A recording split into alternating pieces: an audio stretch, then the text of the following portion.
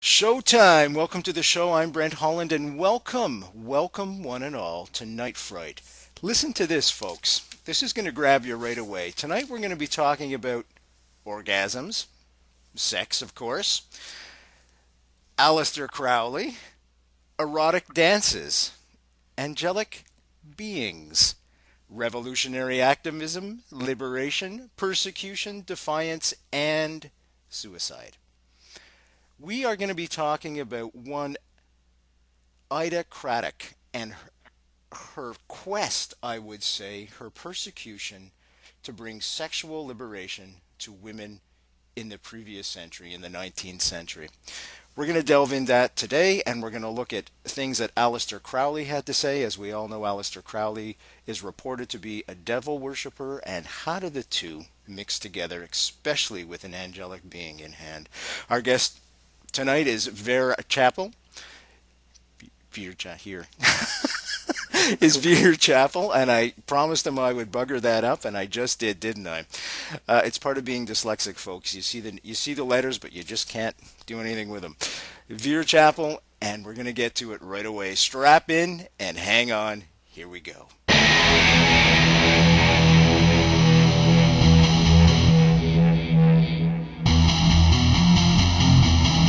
There is a time to question. There is a time for answers. There is a time to challenge. There is a time to speculate. There is a time for change. There is a time for truth. The time is now.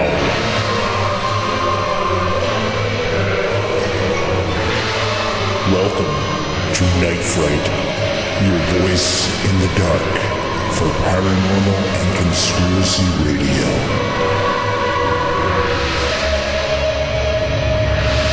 And now your host, Brent Holland.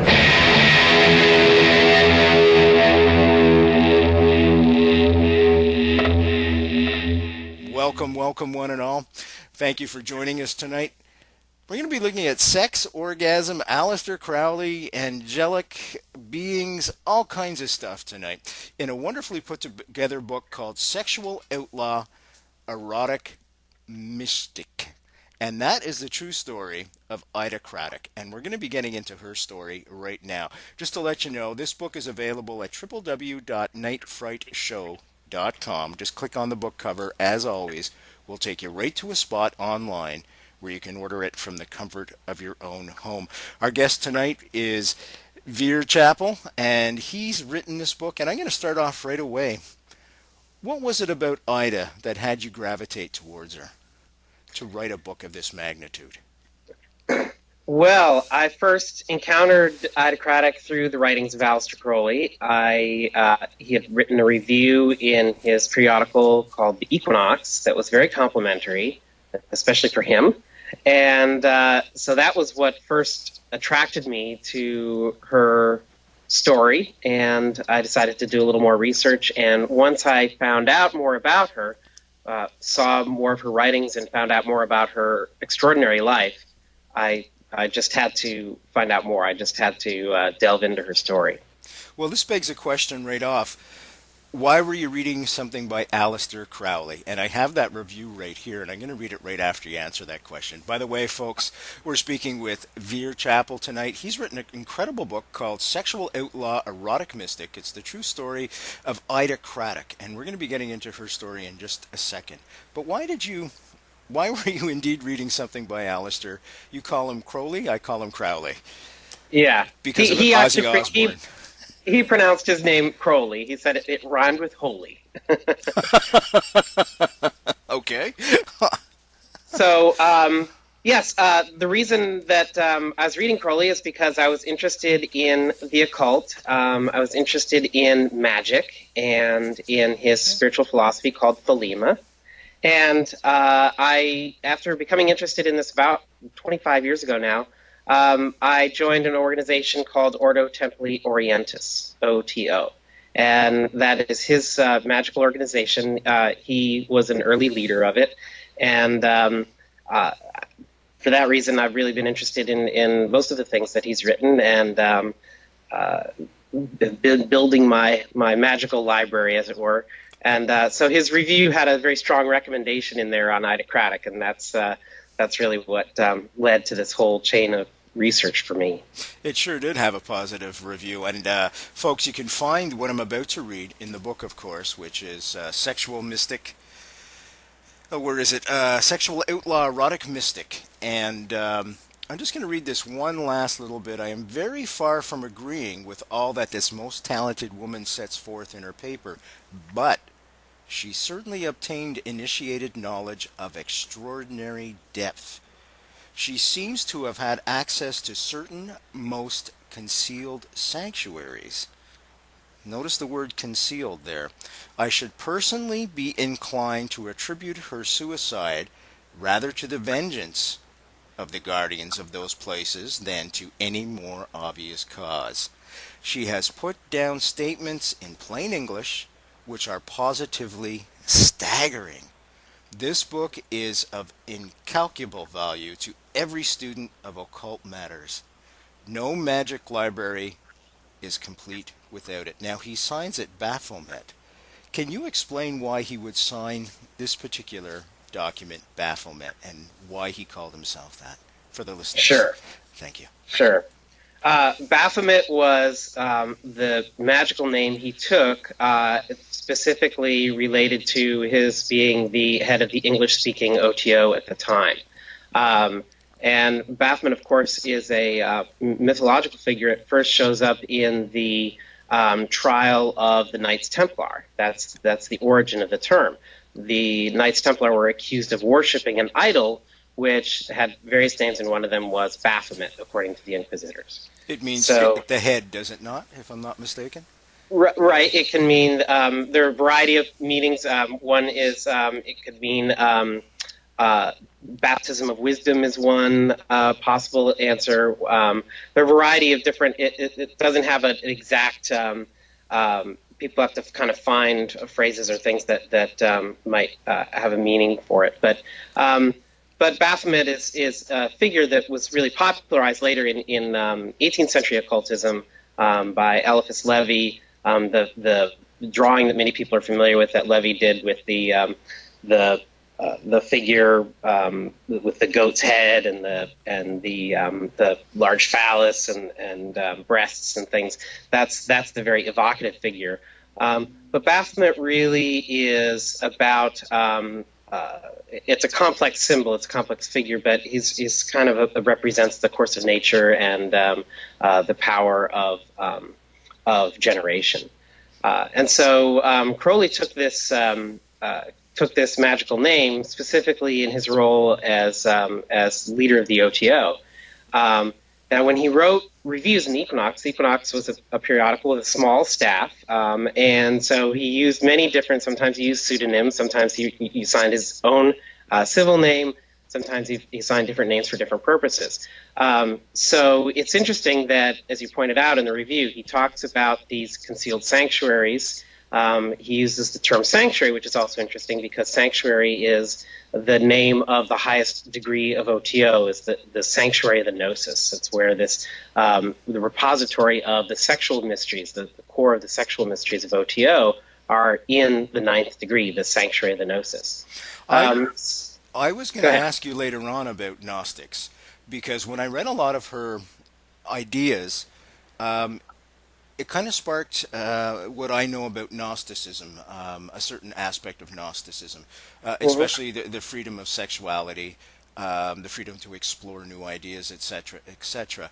But because you just brought it up now, I was wondering if we could go in that direction now, and if you found any commonalities between the two, between Gnosticism and what Ida was actually trying to get her ideas across to.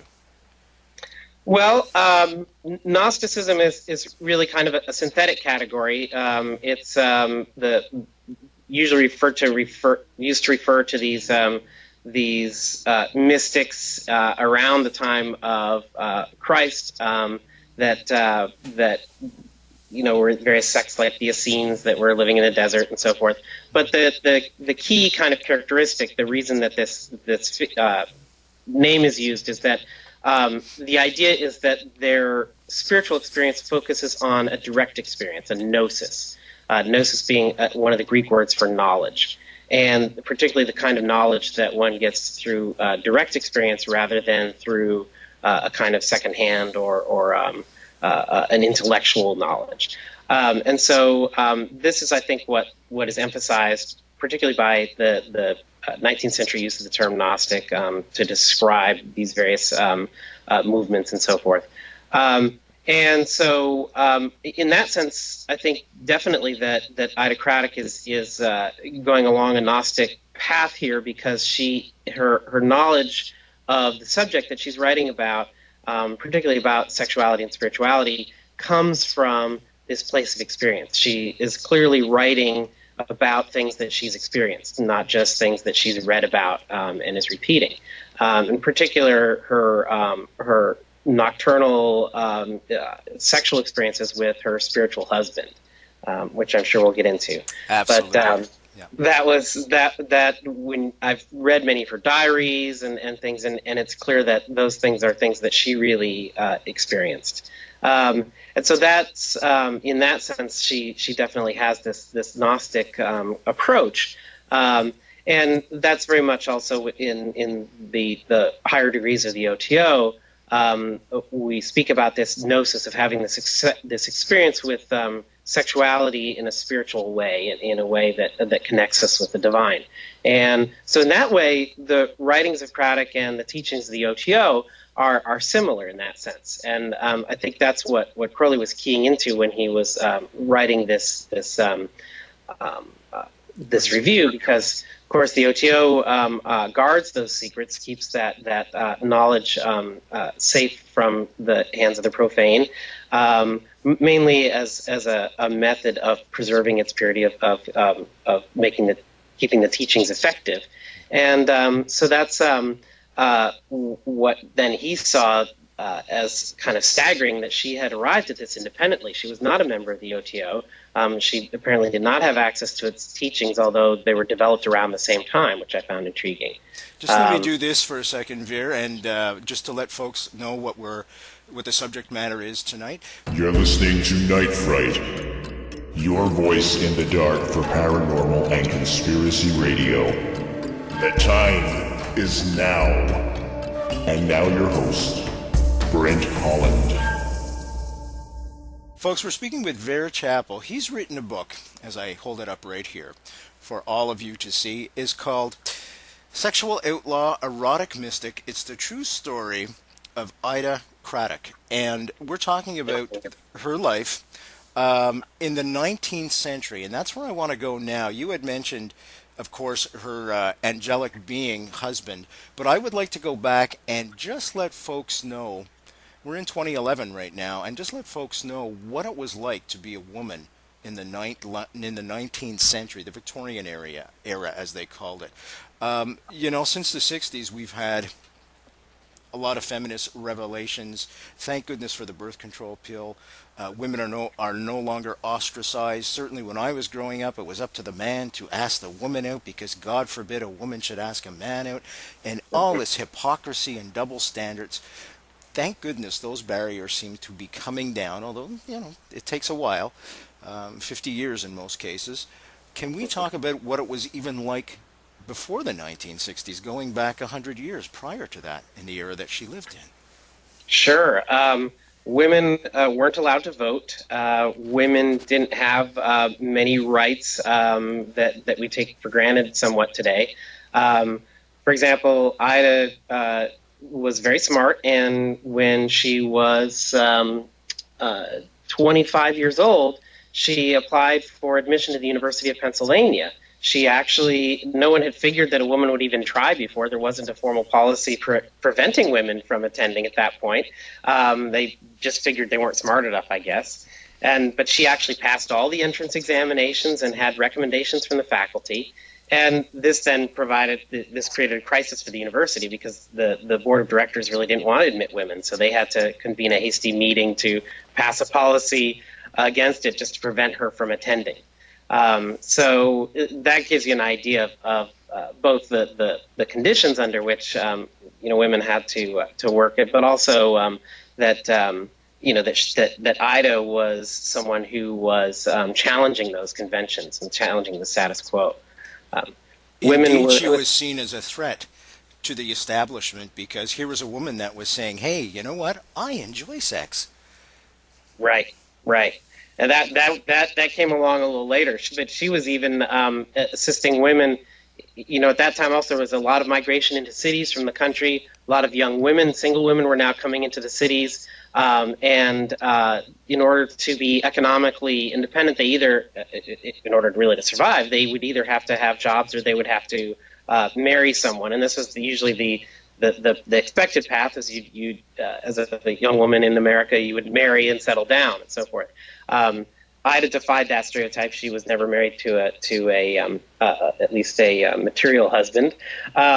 But she also taught stenography, which was a skill shorthand, a secretarial skill that would make women valuable as secretaries, people that they could be hired, and be economically independent. So she was challenging the status quo on a number of levels, definitely. Okay, we've danced around that spiritual being for a little bit now. Let's dive into it and explain to folks exactly what Ida was talking about when she said she had an angelic being for a husband. Can we go into that area? Just let me set this up, folks. We're talking, of course, to Vere Chappell tonight. He's written a great book called Sexual Outlaw, Erotic Mystic. People that are living today don't understand the type of sexual revolution that was going on the past 100 years and how far we've come. Certainly, there's women asking men out. It's no big deal for a woman to be on birth control, to live with somebody if they're not married. This was completely verboten up until, I would say, the 70s. And even then, I can remember the scandal of someone's daughter actually daring to live with somebody in unmarried, and to say all the quote-unquote illegitimate children. I was just told of a case where in the 1800s a relative of mine was marked down on a church dossier as an illegitimate child. Can you imagine? Because their parents were not married. And this is what was going on. Easy way to get the book, folks. www.nightfrightshow.com. Click on the book cover. I encourage you all to get this one. Let's talk about that angelic being, Vere Chappell. Vere Chappell. So what happened was Ida had actually, as a teenager, when she was in her late teens, there was a man that used to come to her house to a business associate of her mother's. Her mother, by the way, also her father had died when she was very young, and her mother was in business for herself, an independent woman as well. But her mother had a business associate who was a young man who'd come to the house, and he'd bring Ida little presents and things. It was sort of she kind of idolized him, looked up to him. But later she found out that he tragically died very young. And so later, another thing that you have to understand about the times was that spiritualism was very widely established, was very well accepted at the time, as it wasn't really a fringe kind of belief, but there were even seances held in the White House, for example. That's right. Lily Dale as well. Yeah. So there were lots of people seeking contact with the dead. They believed that the spirits of the dead hung around the living and were able to contact them. And so Ida's mother had, in fact, at one point had been a spiritualist medium, and Ida was developing her own mediumship abilities. And so she communicated with various spirits on what she called the borderland, the realm between our realm of the living and the realm of the dead, where the spirits were. And so she met this young man who had died, and she met him on the borderland, and they began having a courtship and eventually a relationship, and they were married on the borderland. There was this marriage ceremony, and they became husband and wife on that plane. And then after that, she was having sex with him at night. So to not really dance around that too much, I describe it in detail in the book, in her words actually, but she apparently what would happen is that she would be there in bed at night, and she would feel his presence. She would know that he was there, and he would speak to her, and then she would feel his presence, and then he would she would feel his movement and his body, his incorporeal body, but sometimes he would even manifest where she could actually feel the sensations on her body. You can say the word if you want. Right. And she was moving as well. She had learned a technique called the danse du ventre, belly dancing, we call it today. And through this technique where she was moving her hips and so forth like that, she was able to kind of meet his contact and sort of enhance her own experience. And so she recommended this for all women, having this kind of pelvic control. And would frequently lead her to orgasm. And you have to understand, too, that masturbation at the time was seen as not only morally wrong, but unhealthy, that if someone masturbated, that this would lead to all kinds of health problems and nervous disorders and things. And this was what the medical establishment actually believed as well. So she was always careful to distinguish, she wasn't touching herself, she wasn't masturbating, that would be wrong. But she did have these have orgasms and have this sexual experience with him. But most importantly, that kind of legitimized her in her writings. If she was writing knowledgeably about sex, the only context in which to be able to do that with any kind of credibility in that era was in the context of marriage. So she insisted, well, yes, I am married, and I do have sexual experience. It's just not with a man on this plane. It's with my angelic husband. How was that received? She did have a core of supporters, but largely it was not very well accepted. Even among some of the people that she had been lecturing to, she had lectured about the pagan sexual elements that were still present in Christianity was one of her popular lecture topics, which kind of scandalized people, but they really loved it and they went to her lectures. But when she started talking about her angelic husband, and she had some lectures before she wrote Heavenly Bridegrooms, which is the book that Crowley reviewed so favorably, she actually had attempted to do some lectures where she was thwarted by some of her allies, people she thought were her allies, because they thought it was just kind of too scandalous, too out there. Plenty of people were having experiences with talking with the spirits of the dead, but there weren't very many people, if any, writing about actually having sex with them. So this was, her mother actually thought that she was insane and tried to have her committed to an asylum. Wow. Folks, we're speaking with Vere Chappell this afternoon. He's got a book out called Sexual Outlaw, Erotic Mystic. We're talking about women's rise to independence and global acceptance of women as a true human being in every respect. It's the true story of Ida Craddock, and we're delving into aspects such as sex, magic, Aleister Crowley, orgasms, erotic dances, angelic beings, revolutionary activism, defiance, persecution, and that's where I'm going to go next as soon as I tell you where you can get this great book. www.nightfrightshow.com. Click on the book cover. It'll take you right to a place where you can pick it up from the comfort of your own home. We had touched on mentioning spiritualism and the rise of spiritualism in the late 1800s also. In the archives, you will find at www.nightfrightshow.com a great, terrific interview with none other than Peter Ackroyd, Dan's father, and the book that he wrote about how Dan was witness to seances when he was growing up and spiritualism, and that's what inspired Ghostbusters. So you may want to check that show out as well, just as a reference guide for this great interview we're having today and this terrific book. It took some guts, I bet, to write a book like this, didn't it? Well, yeah, I didn't really think about it too much because I had actually started researching her story and originally presented it at a paper at one of our OTO conferences, and that was actually pretty well received.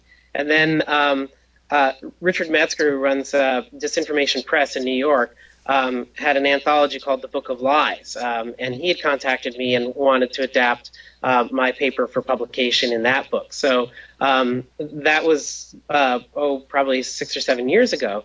And it took a while before actually the publishers actually started coming to me and wanting to have books about Ida Craddock brought into being. So I've been planning publishing, and I've been preparing things. I had put some of her things up on a website, but I didn't really have a good plan for who the publisher was going to be and that kind of thing until Red Wheel Weiser, the publisher of this book, actually contacted me. So it seems that her time has come. There's now a couple of other books out by other people, and there's some interest in the media. There was a thing on NPR and so forth. So I think now she's really starting to come into the limelight.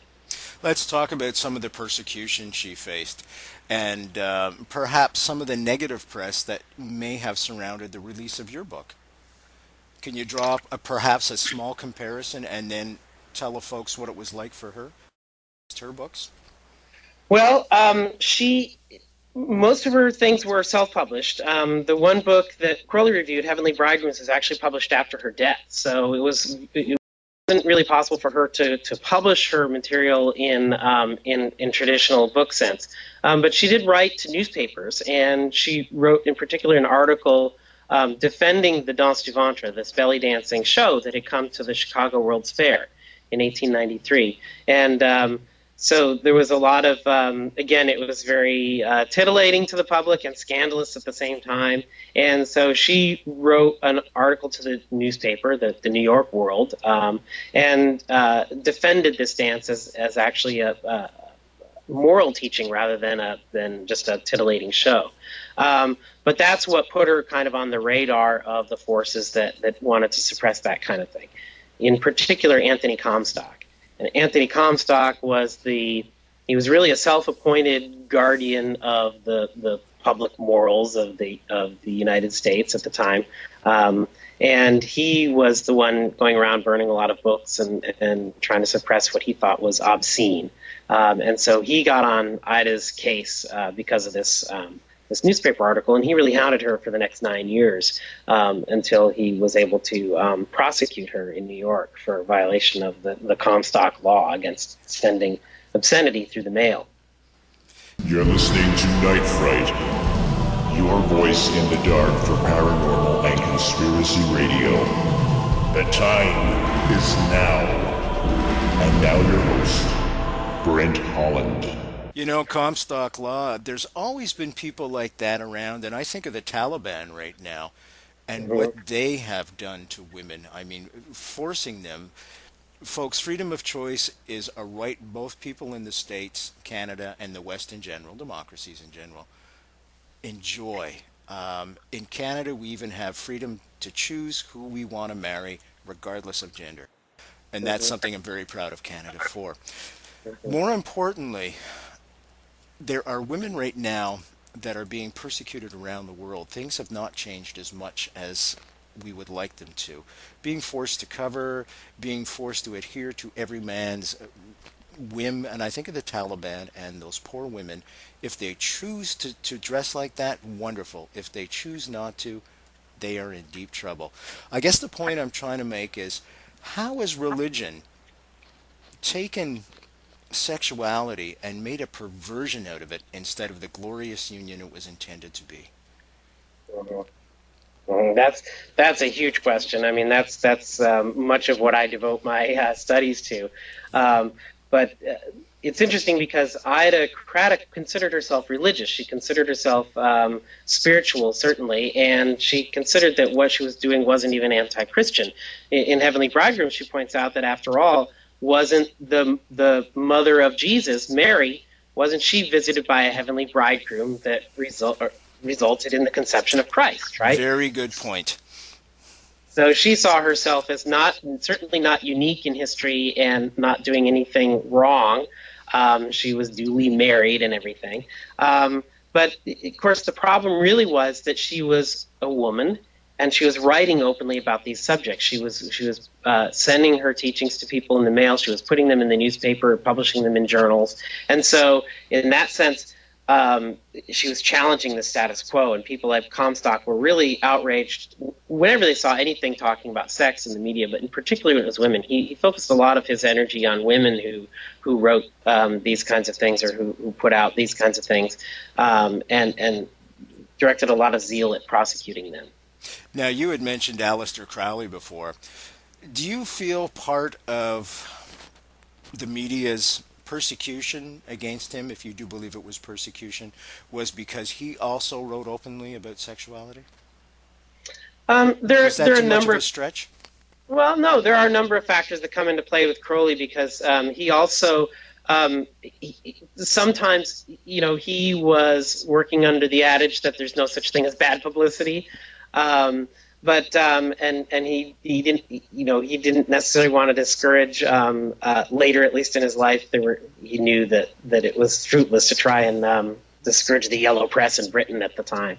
But yeah, he was challenging people with his approach to sexuality, with the fact that he was bisexual. That was very scandalous.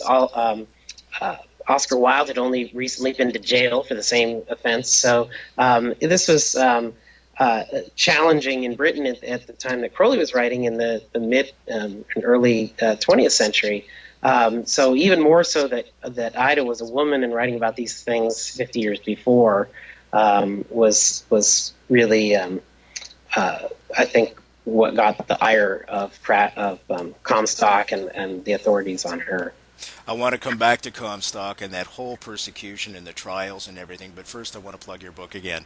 Folks, we're speaking with Vere Chappell. He's written a terrific book called Sexual Outlaw, Erotic Mystic. Can you see that in the... Just let me adjust it for the camera.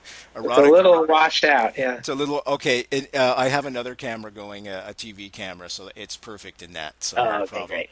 Okay, just on the Skype thing that we're doing. This is a new system, by the way, folks, we're trying out.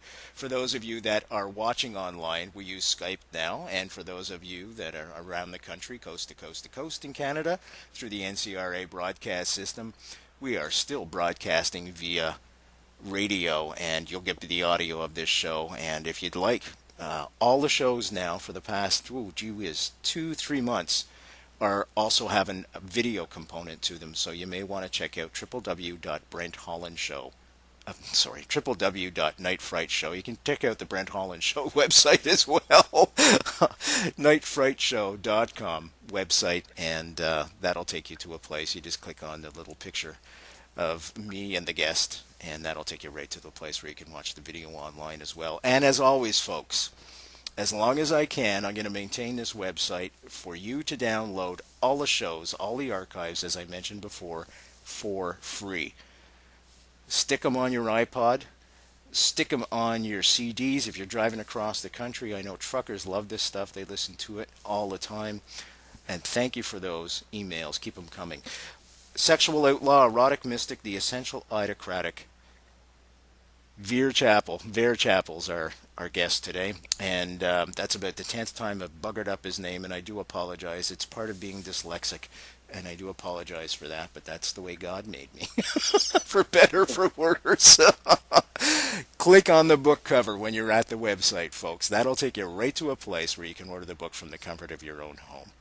There you go. Let's go back to that awful persecution and the whole trial, that whack job. And there's so many of those, even today. Who was I listening to on American radio?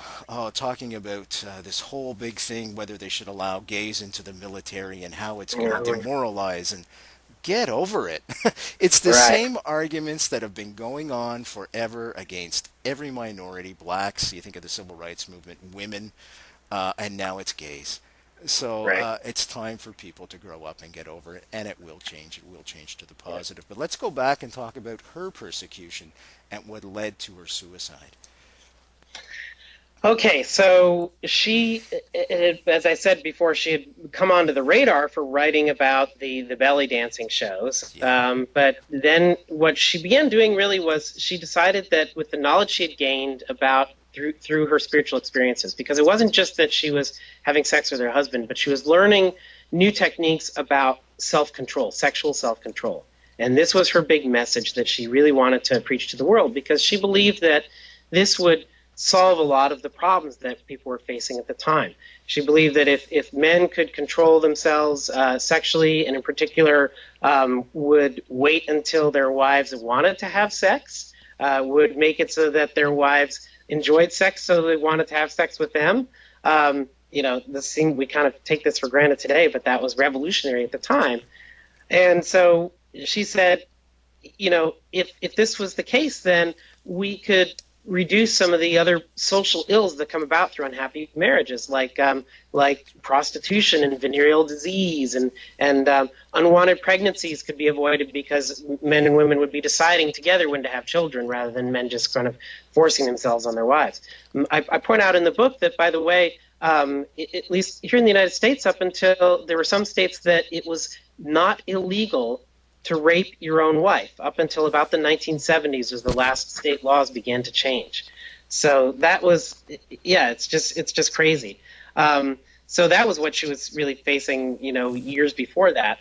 But she said, I want to teach people these things. I want to teach them about sexual self-control. So she was seeing clients face-to-face, much like later Margaret Sanger would do, the founder of what became Planned Parenthood. Margaret Sanger had a clinic, and she was teaching people about sex. And this is what Ida did as well. And she set up shop in Philadelphia and in Chicago. She had to start moving around because the authorities would, as soon as she would do something like this, and she was sending her pamphlets through the mail to doctors and to clergymen who wanted to assist their clients and their parishioners.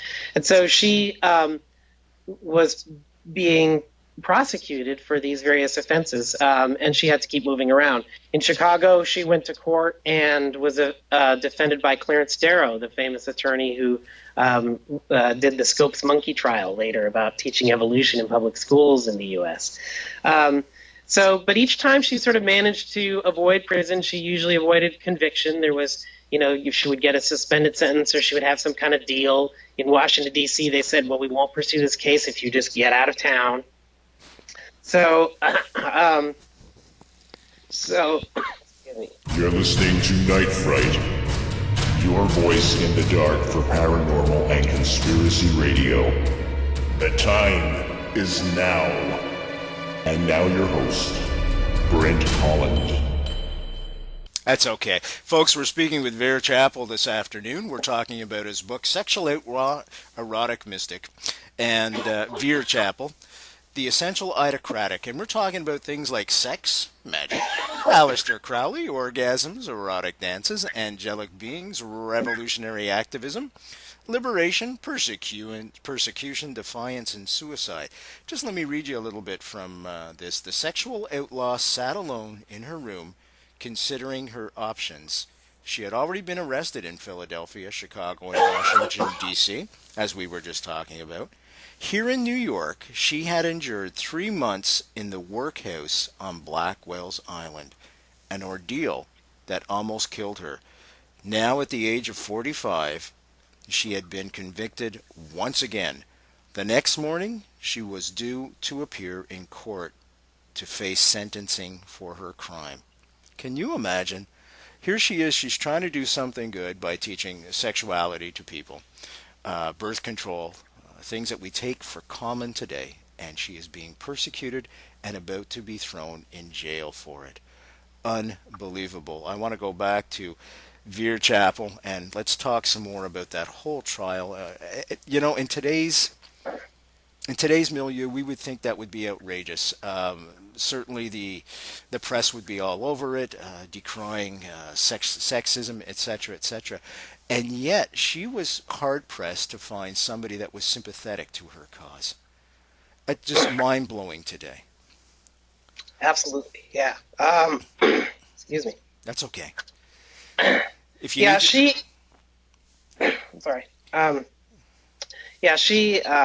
went through all these different, she eventually decided to go directly to New York, which was Comstock's home turf. This is where he lived, and he really, excuse me. Okay, do you want to get a drink of water, and I'll just read some stuff from the book? How's that? I'm sorry. That's okay. Don't It know what- happens. Okay, Your good. throat dries out from talking so long. It's not a problem. I want to encourage you Yeah. all to go to www.nightfrightshow.com.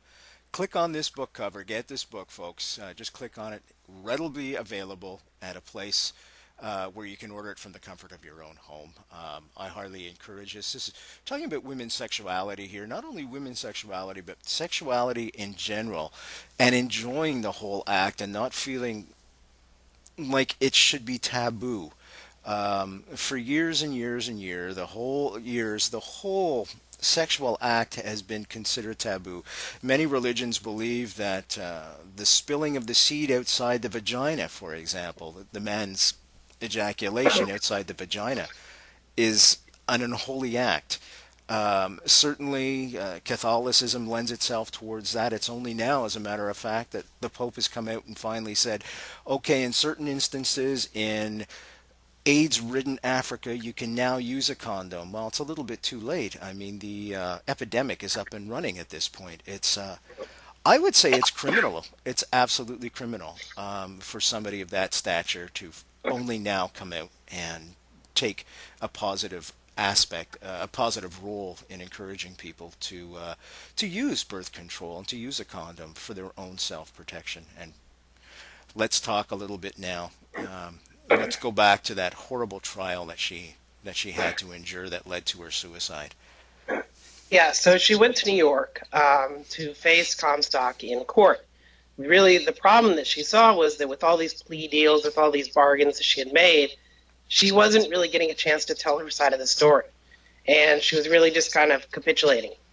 And so she thought that if she could only get to court where it's a matter of public record, where the press might be paying attention, that her side of the story could be told, and they would see, of course, that what she was talking about only made sense. That, in fact, her goals were were some of the same goals that these social purity reformers were interested in, reducing prostitution and venereal disease and sex outside of marriage and things. So she went to New York and set up shop there, and then, of course, right away she was pounced on by Comstock.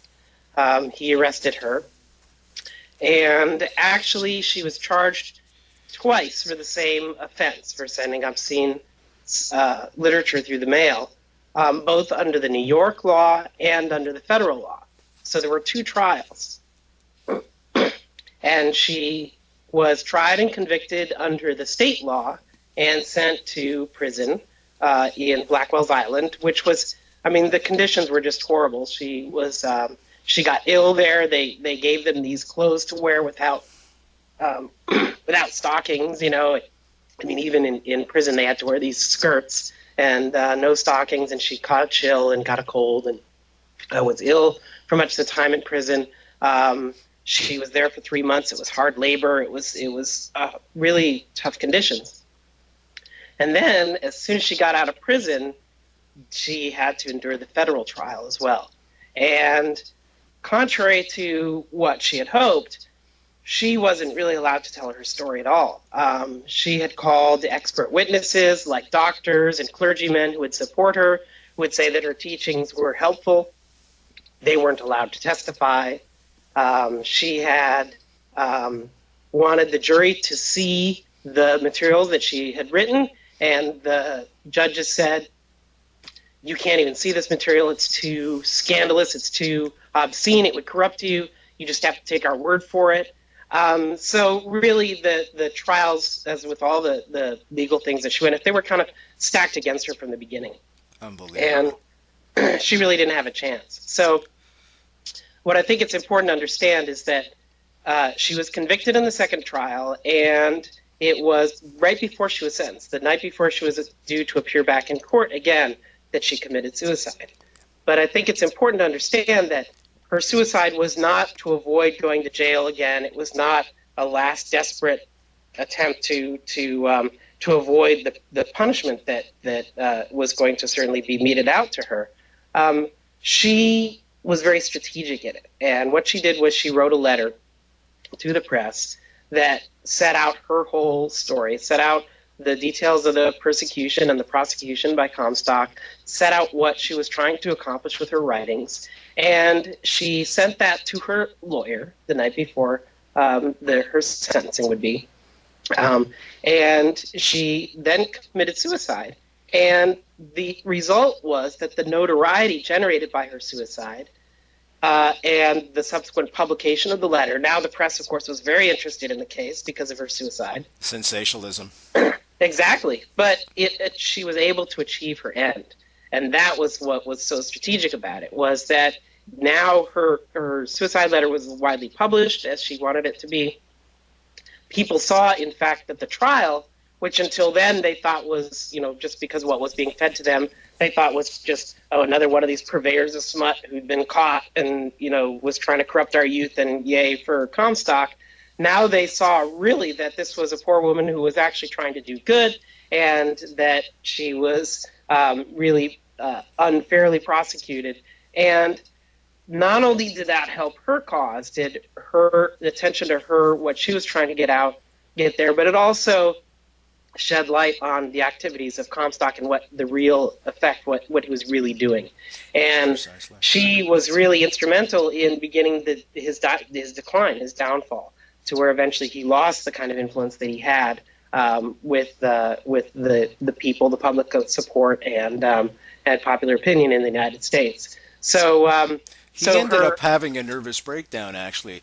Do you attribute some kind of, how can I put this? I won't say divine interference, but perhaps the universe itself getting even? Not even. It sounds revenge, but do you attribute something paranormal, out of the ordinary, in the way he met his demise?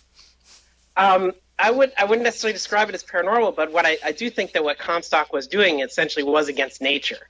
He had it coming because he was already, if you will, offending God by what he was, what he was trying to do to suppress this human sexuality. And so I think he got away with it for as long as he did because of the climate spiritually in the United States. But I attribute all of that to Ida, actually. I really think that she was very shrewd, and she was able to manipulate the things, even though it was all kind of almost out of her control. They were arresting her and putting her in jail and running the prosecution and not allowing her to have her say. She nonetheless was able to have the final word.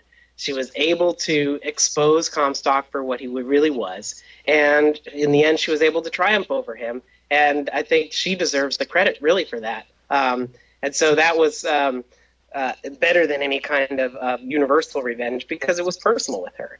So that was probably a great deal of what upset him, was the fact he thought he was doing right. And but this woman who was one of his victims, he had thought, actually came back from the grave, as it were, to really make him the victim. So I think the justice was poetic there. Vere Chappell's our guest this afternoon, tonight, and whenever you're listening. The book is called Sexual Outlaw, Erotic Mystic, The Essential Autocratic. Easy way to get it, as always, folks, www.nightfrightshow.com. Just click on the book cover. We'll take you right to a place where you can order it online.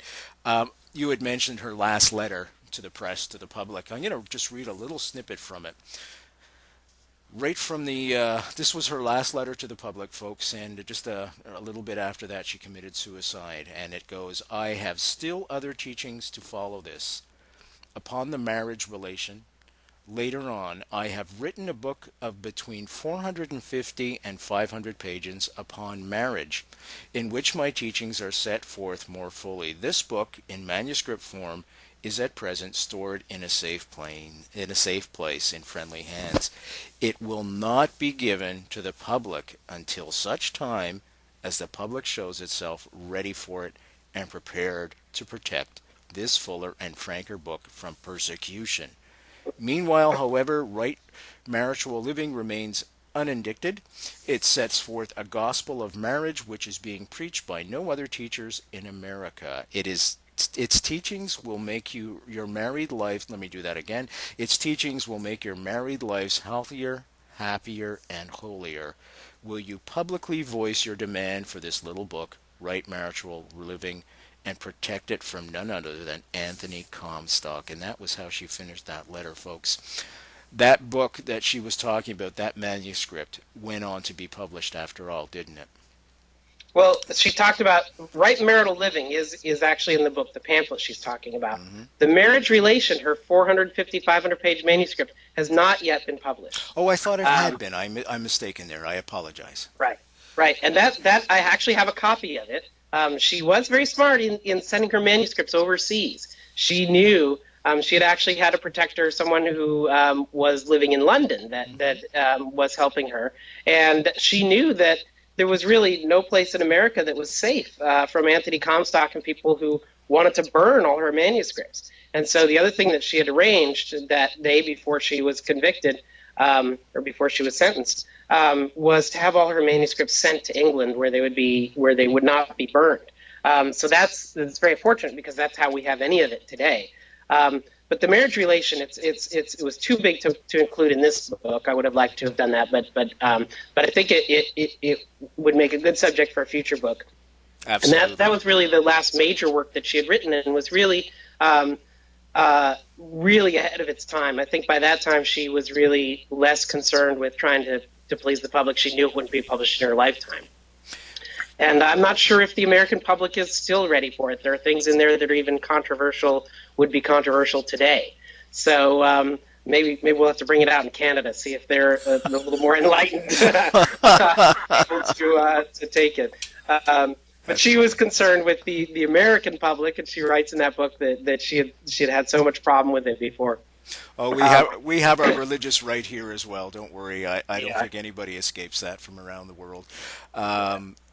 I'm just trying to think now, what would be the lasting legacy of Ida? What do you think would be, if you had to pick out one aspect of her life, her martyrdom, what would that be? Well, there are actually so many. She's got interest. There's interest generated in, for example, the free speech movement. Her case is an early case of free speech and challenges to the First Amendment. There were later developments in case law here that made what she wrote not as today we have the ability to send writings about sex through the mail. She sort of laid the groundwork, her prosecution and the history of that in the free speech movement. Of course, in the women's rights movement, University of Pennsylvania does admit women now. They have a little thing about Ida Craddock on their website. There's a lot of things that she does that she laid the groundwork in there. Of course, her work with sexuality. At the time that she was doing what she was doing, there was no such thing as sex therapy or even psychotherapy, and that's kind of what she was doing. She was doing what either doctors were doing or clergy people were doing, ministers and priests, counseling people with respect to their sex lives, their marriage counseling. And this later other people picked up and were doing, and so she was an early pioneer in that field. She sure was. Then of course, in her spirituality, particularly in this combination of sexuality and spirituality, which is still controversial today. There are people, I know as a member of OTO and a practitioner of those kinds of techniques, that we have to overcome a certain amount of prejudice in the culture just about the idea that sex can't be holy. How sex is the opposite of holy, and the opposite of sacred sex is profane, right? So this is sort of taken. It's an assumption that many people make, but in fact, as Ida points out, as there you can see some of the other writings in the book that I published at first, that she demonstrates that in fact sexuality and spirituality have always been integral, have always been intimately linked, and I think that's what is probably the most at the forefront today. We've kind of mostly have free speech rights, although there are still prosecutions for obscenity in this day and age. We've overcome a lot of these things, but this battle between the idea that sex is holy and sex is not holy, this is still going on today, and it's some of the work that I'm dedicated to now. Do you think she'll be vindicated eventually? I'm hoping that this book and some of the other attention that she's receiving in the press will do that now. I think that, there was an attempt made after her death to do that with the publication of Heavenly Bridegrooms. That's the book that Crowley had read. And it was a small edition and wasn't widely circulated. And I think that, and maybe not entirely understood by many people. But I think now with being able to tell her story in full, having more of her writings available, and sort of raising the popular awareness of who she was and her role in the early formation of the sexual revolution, I think now it's her time. Let's hope that works out. After her suicide, when I was reading about it, I was being romantically trying to draw a romantic conclusion to it, that perhaps now, with her husband, they were both on the same plane and could live happily ever after. Perhaps I'm a bit of a romantic in that sense, but that's what I was hoping. I hope it was. That's certainly what she believed. She saw her suicide. Of course, she knew that she would just be passing over into the borderland, and that she would be reunited with, her husband, and there are other friends that she had there. She communicated with other spirits as well, and so for her, it was not the end, but just the beginning. So sex is not evil. Bottom line. Bottom line. And thank goodness for that. Right. We're going to have to start to wrap up now, Vere. I want to thank you so much for joining us tonight and telling us about this important woman, Ida Craddock. I would say one of the first suffragettes. The book is called Sexual Outlaw, Erotic Mystic, The Essential Ida Craddock. Easy way, as always, folks, to get this book. Simply go to the www.nightfrightshow.com website, click on the book cover, as always, and that will take you right to a place where you can order the book from the comfort of your own home. Vere, if people wanted to contact you, could they do so through your website? Yes. My website, sexualoutlaw.com, has information on the book, has some excerpts, has information on how to contact me as well. That's terrific. Listen, I want to thank you so much for joining us once again, and all the very best to you. And please do stay in touch. This is an important quest you've taken upon yourself, and I agree with you. I think it's long overdue. To be precise, over 100 years overdue, and it's time people just settle back and enjoy what God has given us, and that is this wonderful body and brain. Although we don't use the latter part of it too much, I feel. It's been a true pleasure. Thank you so much for both the book and your time. Thank you for having me. All the very best to you, my friend. Thanks. I'm Brent Holland from Night Fright. I want to thank you all for joining us tonight. See you next time.